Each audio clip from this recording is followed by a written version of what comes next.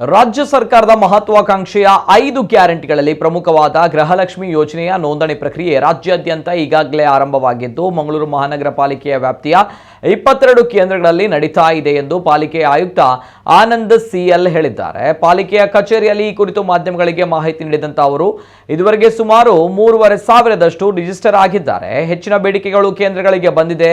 ಅವುಗಳನ್ನು ಪಾಲಿಕೆಯ ಮೇಯರ್ ಅವರೊಂದಿಗೆ ಸೇರಿಕೊಂಡು ಚರ್ಚೆ ಮಾಡಿ ಇದರ ಸೂಕ್ತ ನಿರ್ಧಾರಗಳನ್ನು ತೆಗೆದುಕೊಳ್ಳುತ್ತೇವೆ ಎಂದರು.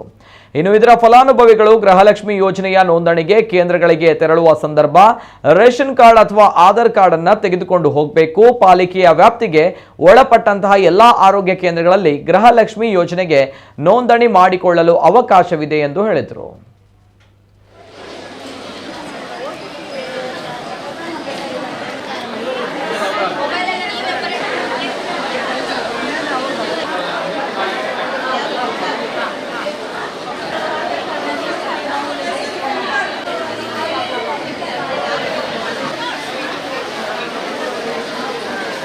ನಮ್ಮ ಮಹಾನಗರ ಪಾಲಿಕೆ ವ್ಯಾಪ್ತಿನಲ್ಲಿ ಈಗೇನು ರಾಜ್ಯಾದ್ಯಂತ ಗೃಹಲಕ್ಷ್ಮಿ ಏನು ಕಾರ್ಯಕ್ರಮ ನಡೀತಾ ಇರುವಂಥದ್ದು, ಎನ್ರೋಲ್ಮೆಂಟ್ ನಡೀತಾ ಇರುವಂಥದ್ದು, ಅದನ್ನು ಇವಾಗ ನಮ್ಮ ವ್ಯಾಪ್ತಿನಲ್ಲಿ ಸುಮಾರು ಒಂದು 22 ಕೇಂದ್ರಗಳಲ್ಲಿ ನಮ್ಮ ಪ್ರಕ್ರಿಯೆಗಳನ್ನು ಆರಂಭಿಸಿದ್ದಾರೆ.